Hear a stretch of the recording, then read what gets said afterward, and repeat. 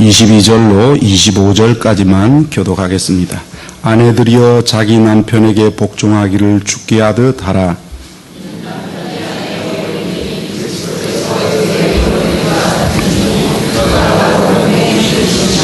그러므로 교회가 그리스도에게 하듯 아내들도 범사에 자기 남편에게 복종할지니라.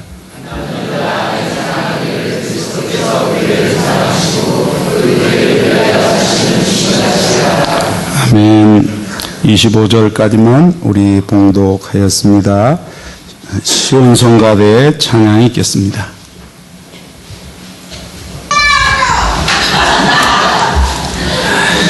오늘 프랭카드에 보니까 가정의 달 셋째 주일은 스승의 주일이라고 했는데, 성경에 보니까 바울 사도께서 그리스도 예수 안에서 일만 스승이 있으되 내가 그리스도 예수 안에서 너희를 낳았느니라 말씀했습니다. 스승도 좋지만 영적으로 해산에 수고해서 성도들을 자기의 자녀처럼 양육하는 그런 아버지 같은 목회자가 되기를 소원합니다. 스승의 주일 이야기는 그만큼 하고요. 우리가 가정의 달인 만큼 오늘 크리스찬 아내와 남편에 대해서 성경이 가르치신 교훈을 같이 생각해 보고자 합니다. 우리가 범죄하기 전에 하나님이 세운 최초의 기간은 가정입니다. 하나님께서 범죄하기 전에 하나님께서 아담을 창조하시고, 그리고 아담이 홀로 있는 것을 안타깝게 보시고 하나님이 가정을 창설해 주셨습니다. 그리고 하와를 돕는 배필로 아담에게 이끌어 부부가 되게 하심으로 최초의 가정을 만드셨습니다. 최초의 주례자는 하나님이시고, 그리고 최초의 가정은 아담과 하와의 가정이었습니다. 하나님이 보시기에 아름답고 복된 가정이 탄생했지요. 그러나 아담과 하와가 범죄함으로 가정의 행복은 깨어지고 에덴 동산에서 추방을 당하게 됩니다. 에덴 동산에서 선악과를 따먹어 하나님의 명령을 불순종하여 범죄한 후에 남편과 아내는 죄의 책임을 전가하고 갈등과 미움은 점점 깊어져만 갑니다. 아담에게 하나님이 아담아, 내가 너에게 금지한 선악을 알게 하는 나무의 열매를 왜 따먹었느냐 할 때 아담은 하나님께서 내게 준 내 아내가 나에게 이 선악과를 줌으로 내가 먹었습니다. 그 말의 밑에는 하나님이 이 여자를 나에게 줘갖고 이 여자가 유혹해서 나도 저 죄를 범하고 말았습니다. 그러니까 이 여자의 잘못이 크고 또 이 여자를 왜 나한테 주신 하나님도 원망스럽습니다. 이런 뉘앙스가 거기에 깔려 있단 말이죠. 그래서 죄인의 특징은 뭐냐면 자기의 죄를 다른 데서 그 책임을 전가시키는 것이 본능적으로 죄인에게 있는 그 본성적인 모습입니다. 그 하와에게 물어봤죠. 하와야, 너는 왜 이 선악을 알게 하는 나무를 따먹었니? 간교한 저 뱀이라는 녀석이 저를 유혹해서 그만 그 유혹에 넘어갔어요. 하와 역시 내가 잘못했습니다 하기보다는 저 뱀이라는 녀석이 나를 간교하게 유혹하는 바람에 내가 순간 속아가지고 이 선악과를 따먹었습니다.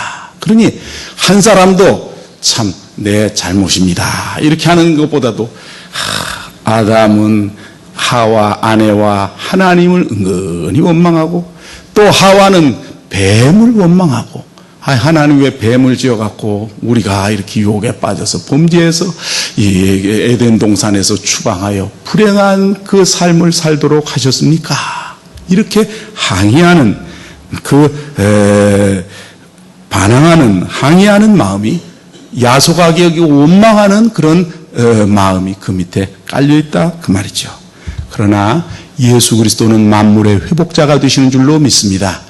죄로 말미암아 죄 전에 하나님이 창설하신 아름답고 행복한 가정, 하나님이 주례가 되고 에덴 동산 그 아름다운 동산에서 하와를 아담에게 이끌어 가셔서 둘이 한 몸이 되게 하고 그 가정을 이루도록 아름다운 부부로, 거룩한 부부로 맺어 주셨는데, 범죄함으로 이제 부부 사이에도 말 못할 갈등과 그 마음의 응어리가 생기기 시작했단 말이에요. 이 죄 문제는 이제 우리의 죄를 십자가에서 지신 예수 그리스도께 돌아올 때에 이 문제가 해결되는 줄로 믿습니다. 에베소서에서 하나님은 예수님을 화목제물로 주셔서 죄의 문제를 해결하게 하셨다고 말합니다. 그러므로 예수님은 가정의 회복자입니다. 할렐루야. 따라합시다. 예수님은 가정의 회복자가 되십니다. 하나님은 가정의 아버지는 창설자이시고 예수님은 깨어진 가정을 회복하시는 가정의 회복자인 줄로 믿습니다. 십자가의 능력이 역사하게 되어질 때 그 가정의 온전한 회복이 이루어질 줄로 확신합니다. 물론 성령님의 능력을 힘입어야 합니다. 에베소서를 통하여 누누이 강조하는 바는 성령의 충만함을 받으라 하고 그 성령의 충만한 은혜를 힘입어서 모든 부모와 자녀와의 그 관계에 주시는 명령, 자녀를 주의 교양과 훈계로 양육하라는 것, 또 부모를 공경하고 순종하라는 것, 부모에게 그 은공에 보답하라는 것, 그 모든 것이 성령의 충만한 은혜를 힘입을 때 그것이 부담과 그저 책임으로만 의무로만 남지 아니하고 기쁨이 되어질 줄로 확신합니다. 가정의 회복도 마찬가지입니다. 우리의 가정들이 어떻게 아름다운 가정이 되게 되어질까? 십자가로 세워지는 가정이 되시기를 주님의 이름으로 축원합니다. 성령의 능력으로 회복되는 은혜가 임하시기를 주님의 이름으로 축원합니다. 이렇게 성령의 충만함을 받으면 우리의 마음속에 평안이 있습니다. 기쁨이 있습니다. 이 평안과 기쁨이 있을 때에 이 기쁨이 밖으로 흘러나와 모든 관계를 회복시키게 되어지는 줄로 믿습니다. 남편과 아내의 관계도 회복됩니다. 오늘 본문은 아름다운 부부상을 우리에게 잘 보여줍니다. 이것을 가능케 하는 천사, 이것은 가정의 놀라운 신비요 큰 비밀입니다. 자, 그럼 이제 하나님이 보여주시는 아름다운 부부상을 한번 살펴보실까요? 첫째, 종하기를 주께 하듯하라. 이는 남편이 아내의 머리됨이 그리스도께서 교회의 머리됨과 같으니. 우리 아버지 우리 어머니는 공경할 대상이 못 돼요. 우리 평생에 가슴만 아프게 했다고요. 주태백에다가 노름꾼에다가 남봉꾼에다가 우리 아버지는 우리 어머니의 가슴 멍을 쥐게 하고 그리고 내 가슴 어린 가슴에 멍을 쥐게 했는데 그 아버지를 무슨 공경합니까? 그 아버지를 어떻게 순종합니까? 하나님 그런 소리 말고 빨리 내 아버지를 데려가 주세요. 이렇게 하는 사람이 있을지 몰라요. 그러나 성경은 우리에게 말씀하기를 뭐라고 말씀하십니까? 성경은 우리에게 가르쳐 주기를 부모가 부모다와 공경하는 게 아니란 말이에요. 우리는 주 안에서 부모를 공경하라는 주의 명령을 받아 하나님을 공경함으로 주님의 명령에 따라 순종하는 것인 줄로 믿습니다. 부모가 부모답지 못한 것은 부모가 하나님 앞에 책임질 일이고 우리는 자녀로서 자녀의 의무만 성실히 감당하게 되면 하나님이 기뻐하시고 복을 줄 줄로 믿습니다. 이것도 또 마찬가지예요.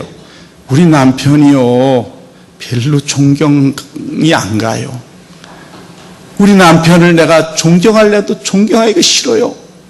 상처만 주고 나를 갖다가 부엌대기 취급하고 우리 남편 나를 구하고 나는 우리 남편은 참 존중이 안 돼요. 그런 분도 있을 수 있어요. 그러나 성경은 말합니다.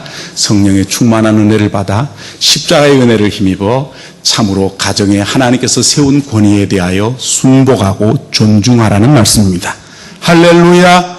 남편이 남편답지 못할지라도 아내로서 성경이 가르쳐 주신 교훈대로 교회가 우리를 위하여 십자가에 못 박혀 죽으신 나를 위하여 피 흘리신 예수님을 향하여 성도들이 참으로 주님을 공경하고 존경하고 경배하고 높이는 것 같이 참으로 남편을 존중하는 우리의 기독 아내들이 되시기를 주님의 이름으로 축원합니다. 주님께 순종하는 그러한 주님의 권위에 복종하는 삶을 산다 하는 것을 그 아내가 남편에게 하는 모습을 통하여서 보여주라고 여러분을 핏값으로 사신 예수님을 향하여 순종하고 할렐루야 이런 은혜가 있으시길 주 예수 그리스도의 이름으로 축원합니다. 예수님의 십자가로 구원받은 성도들은 주님의 그 큰 은혜와 사랑을 잊을 수가 없습니다. 주님께 순종하고 복종해야 될 줄로 믿습니다. 이와 같이 경건한 아내는 남편을 존중하고 그 권위에 순복합니다. 아내는 남편을 향한 사랑을 하나님이 주신 가장의 권위를 인정하고 순종함으로 표현하라고 성경은 가르쳐주고 있습니다. 사라를 성경은 모델로 우리에게 보여줘요. 베드로전서 3장 1절에 아내된 자들아 이와 같이 자기 남편에게 순복하라. 이는 혹 도를 순종하지 않는 자라도 남편이 불신자라도 말로 말미암지 아니하고 그 아내의 행위로 말미암아 남편을 늘 존중하고 못나고 부족해도 남편을 늘 우선하고 남편을 먼저 자리를 갖다가 먼저 존중해주는 그러한 존중해주는 존경해주는 태도로 말미암아 그가 감동을 받아 구원을 얻게 하려 함이니라. 할렐루야. 어떻게 그렇게 할 수 있어요? 상식적인 판단을 가지고는 할 수 없지요. 그러나 십자가의 은혜를 힘입어 내 자신을 부인하고 성령의 은혜를 힘입어서 교회가 그리스도에게 하듯 그렇게 존중해 주면 여러분의 그 모습을 통하여 그 행동을 통하여 남편이 감동을 받는단 말이에요. 남편의 마음이 녹아져. 내 아내가 이렇게 나를 존중해 주는데 내가 너무한 거 아닌가? 자기를 돌아보면서 야, 내 아내는 천사야. 이렇게 내가 그저 핍박하고 윽박질러도 그래도 나를 공경하고 야, 내 아내를 따라 내가 불신자지만 교회 가고 예배당 가서 성민교회 가서 예수 믿어야 되겠다. 이렇게 감동시키라고 성경은 가르쳐주고 계신 줄로 믿습니다.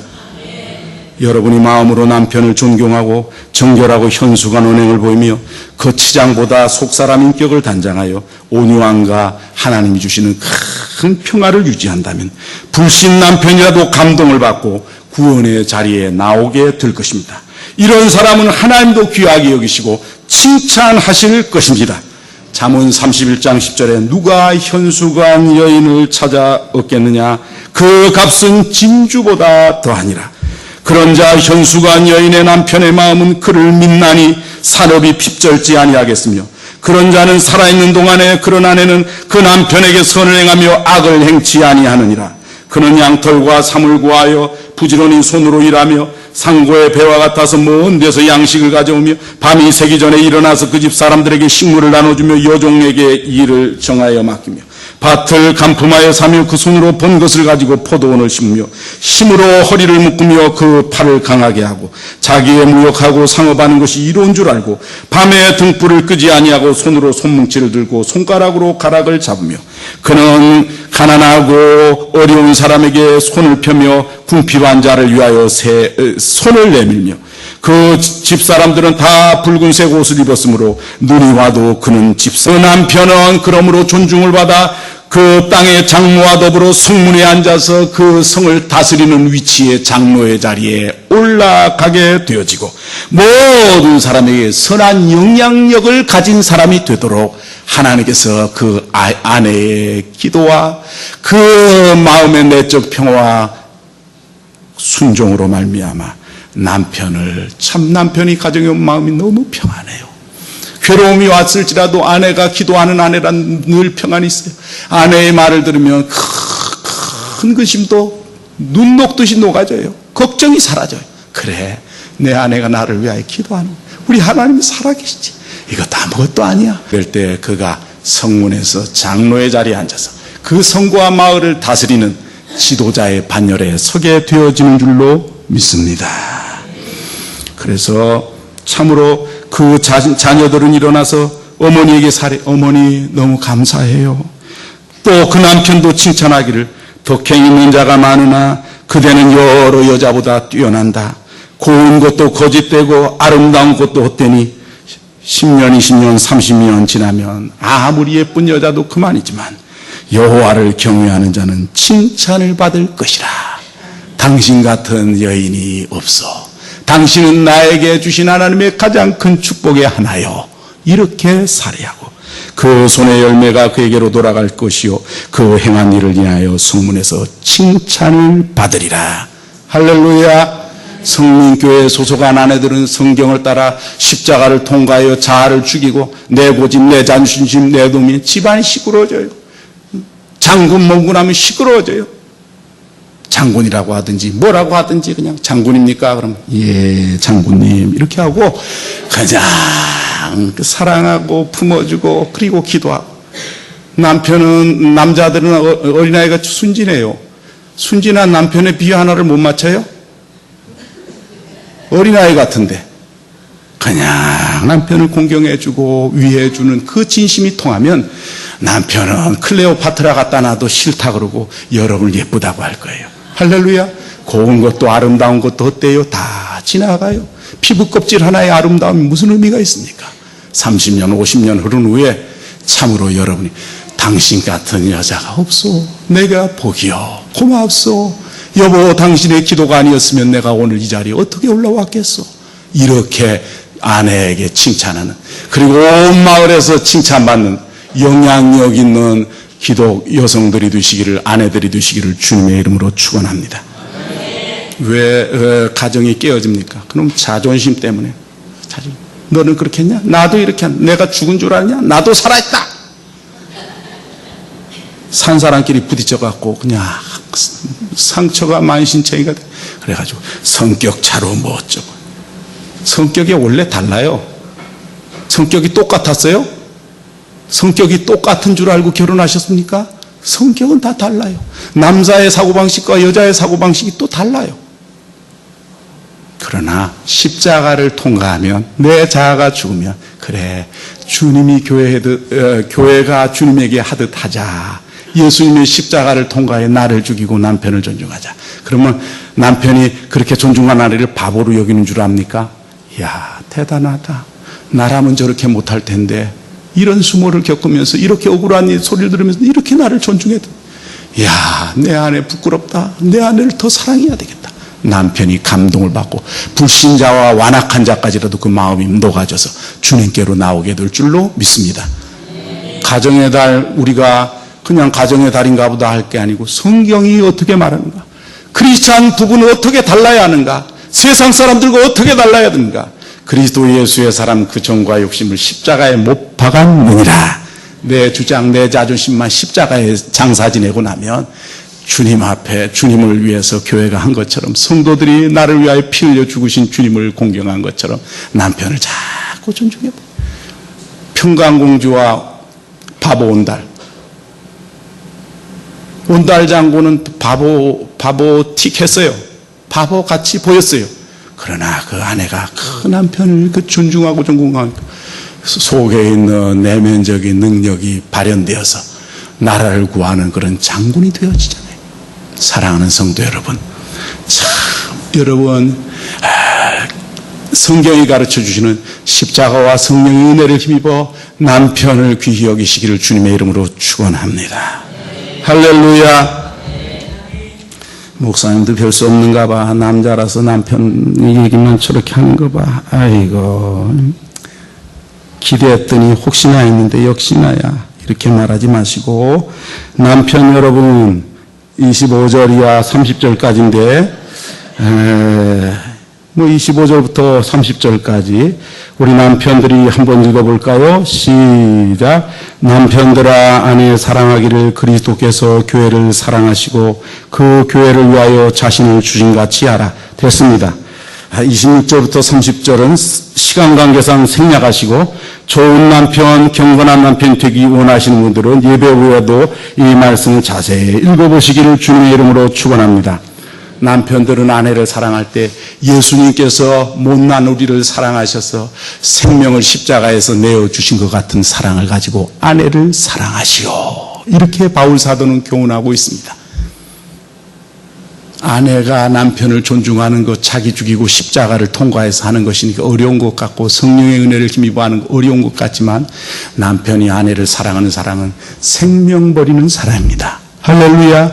예수님께서 그 아내된 신부된 교회와 성도들을 향하여 못난 우리를 위하여서 참으로, 야, 내가 너를 위해 죽으려고 했는데 보니까 너는 허점이 너무 많아. 내가 그저 죽으려는 이 생명이 너무 무가치해지는 것 같아. 좀 그럴듯해야 너를 위해서 죽지. 주님이 그러지 아니하시고 말없이 우리를 위하여 고난의 잔을 다 마시고 십자가에 죽으신 줄로 믿습니다. 그 주님이 못난 영적 아내된 신부된 우리를, 죄인된 우리를 사랑하신 것 같은 사랑으로 자기 아내의 결점과 허물과 약점이 있을지라도 그 아내를 위하여 생명을 주는 것 같은 그런 사랑을 가지고 아내를 사랑하시기를 주님의 이름으로 축원합니다. 강아지도 알잖아요. 이 집에서 제일 나를 사랑하는 사람이 누군가. 그리고 이 집에서 제일 나를 못 살게 구는 사람이 누군가. 강아지도 안단 말이에요. 근데 하나님의 형상으로 지음을 받은 아내가 아무리 학식이 없고 교양이 없어도 그걸 모르겠습니까? 영인데 남편이 진정으로 나를 사랑하는지 아닌지에 대하여 우리는 알게 되어 있습니다. 그러므로 남편 여러분, 아내를 그저 순전한 마음으로 예수님의 십자가를 생각하고, 그래, 십자가에서 예수님 못난 허물 많은 나를 위하여 말없이 죽어주셨지. 내 아내를 위하여 희생하며 사랑하며 생명 바쳐 사랑하며, 그 뒤에 보니까 주름진 거, 흠된 거 있으면 그 펴주는, 다리미로 다리 주듯이 펴주고 위로하고 격려하고. 할렐루야. 이러한 자상한 사랑을 가지시는 남편들이 되시기를 주님의 이름으로 축원합니다. 저도 100점짜리 남편은 못 되지만 그렇게 하려고 날마다 주님의 십자가의 은혜를 묵상하고 힘쓰고 있습니다. 할렐루야. 아내의 허물과 결점이 보일지라도 그래도 예수님이 못난 우리를 위하여 피 흘리시고 남김없이 그 피와 물을 흘리시기까지 생명을 버려주신 그 뜨거운 사랑 앞에 우리가 항복하고 마음을 열었던 것 같이, 남편 여러분, 이렇게 여러분들은 그리스도의 모습을 보여주십시오. 교회를 위하여 생명 버리시고 교회의 성도들을 위하여서 약한 우리들에게 십자가의 은혜를 힘입고 성령의 능력을 힘입으면 이런 일이 이루어집니다. 그럴 때 우리 기독자의 가정이 오고, 그러지 말고 무슨 요구가 필요 있어요? 하나님이 맺어준 약한 점을 서로 감싸 안고 위로하고 힘이 되어주라고 하나님께서 우리를 남자와 여자로, 남편과 아내로 만나게 해주신 줄로 믿습니다. 아담은 하나님이 주신 아내를 내 살 중에 살이요 뼈 중에 뼈라. 잠언 18장 25를 얻고 여호와께 은총을 받은 자니라. 결혼한 남성 여러분, 여러분은 여호와 하나님께로부터 큰 은총을 받은 분이에요. 왜냐하면 하나님 아내를 주셨잖아요. 잠언 19장 14절 집과 재물은 재산은 조상에게서 상속을 받거니와, 따라합시다. 슬기로운 아내는 여호와께로서 말미암느니라. 할렐루야. 아내를 없인 여긴 사람은 자기를 없인 여기는 것입니다. 왜냐하면 아내는 자신의 몸이에요. 부부는 한 몸이기 때문에 자기의 아내를 멸시하는, 학대하는 사람은 자기 몸을 갖다가 때리는 사람과 같아요. 아내를 무시하는 사람 치고 아내에게 진정으로 존경을 받는 사람은 없습니다. 남편 여러분, 아내에게 존경받기를 원하십니까? 아내를 사랑하고 진심으로 대하십시오. 존중하십시오. 아내를 왕비처럼 높이십시오. 당신은 왕처럼 대접을 받게 될 것입니다. 사람이 무엇으로 심든지 심은 대로 거두리라. 말로 이기려고 하지 말고. 말로 이기는 거 참 어렵습니다. 말로는 여성을 이길 수가 없습니다, 남성 여러분. 그래서 이상한 게 나가는데 그러지 말고 하나님 앞에서 여러분이 참 아내를 진심으로 사랑하고 위해 주세요. 약점이 보이면 그 약점을 내가 커버해 주라고 주님께서 우리 부부를 만나게, 서로 부족한 면을 갖다가 채워주라고, 섬겨주라고 하나님께서 우리 부부를 만나게 해주신 줄로 믿습니다. 남편을 통해서 무슨 혜택만 보려고 하고 아내를 통해서 무슨 혜택만 보려고 하면 이거 무슨 상업입니까? 장사꾼으로 모였습니까? 오히려 아내를 위해서 희생하고 남편을 위해서 희생하십시오. 할렐루야. 그럴 때 그 가정이 진정한 성령의 충만한 가정천국이요, 남편의 모습을 통하여 예수 그리스도의 십자가에 헌신하고 희생한 모습을 봅니다. 아내를 통하여 나 같은 못난 것을 위하여 피 흘려 죽으신 예수님을 공경하는 그 공경과 순복의 모습, 그 조용히 말없이 순복하고 위해주는 그 모습을 통하여 하나님의 복음이 이 세상 사람들에게 보여지는 줄로 믿습니다. 사랑하는 성도 여러분, 아내는 장차 하늘의 기업을 함께 받을 귀한 동역자입니다. 아내와 막히면 하나님과 막힙니다. 기도가 막힙니다. 얼른 화해하지 않으면 영적 침체가 깊어집니다. 얼른 회개하고 화해해야 합니다. 그것이 지혜입니다. 남편 된 자들아 이와 같이 지식을 따라 너희 아내와 동거하고 저는 더 연약한 그릇이요 또 생명의 은혜를 유업으로 함께 받을 자로 알아. 그게 지식이에요. 성경 지식을 따라 하나님이 가르쳐 주신 아내와 말씀대로 아내와 동거하되 아내는 육신적으로 남자보다도 힘이 연약한 그릇이에요. 그런 만큼 여러분이 그것을 감당해 주어야 해요. 그 다음에 생명의 은혜를 유업으로 장차 상속으로 하늘나라에서도 그 상급을 함께 받을 동역자로 알아. 귀히 여기라. 따라합시다. 이는 너희 기도가 막히지 아니하게 하려 함이라. 아내를 천히 여기는 자는 하늘에서 기도가 막혀버려요. 하나님 그 기도 들어주지 않아요. 골로새 3장 19절 따라합시다. 남편들아 아내를 사랑하며 괴롭게 하지 말라. 보이는 복음이요 천국의 증거입니다.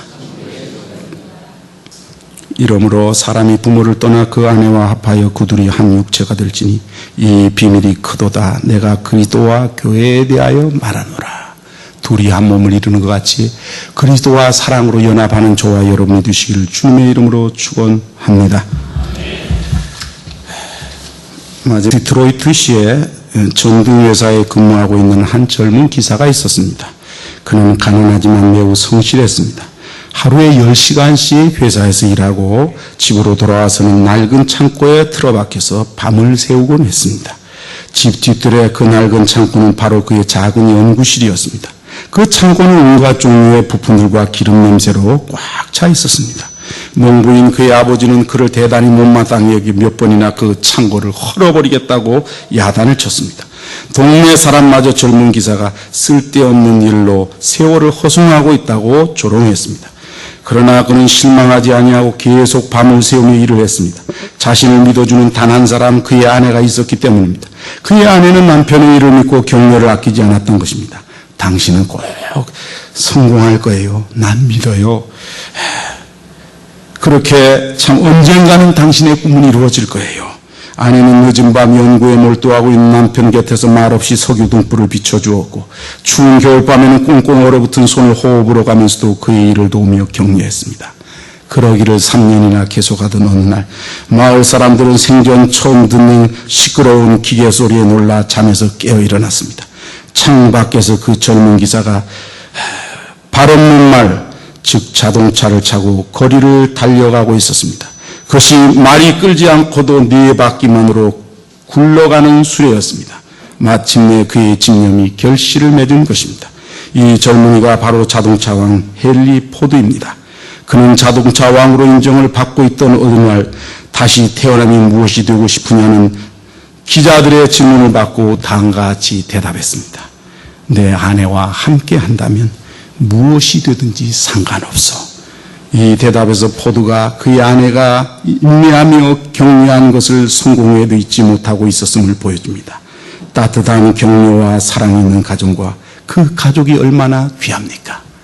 사랑하는 성도 여러분, 크리스찬 부부가 되셔서 여러분의 심령의 천국이 이루어지고 십자가와 성령의 은혜로 말미암아 이제는 요구하는 자가 아니라 참으로 채워주는 자, 섬겨주는 자가 되어서 여러분의 가정을 통하여 불신자들이 복음을 보고 천국을 경험하게 하는 저와 여러분이 되시기를 주님의 이름으로 축원합니다. 기도하십시오. 지금은 교회의 머리 되신 우리 구주 예수 그리스도의 은혜와 하나님 아버지의 극진하신 사랑하심과 성령의 교통하심이 크리스찬 부부가 되어서 십자가를 통과해 내 자아를 죽이고 성령의 은혜를 힘입어 남편과 아내로서의 주께서 명하신 일에 충성함으로 보이는 복음을 제시하는 복된 가정 천국을 이루며 가정의 회복을 사모하는 사랑하는 종들 머리머리 위에 이제로부터 영원토록 함께 있을지어다. 아멘.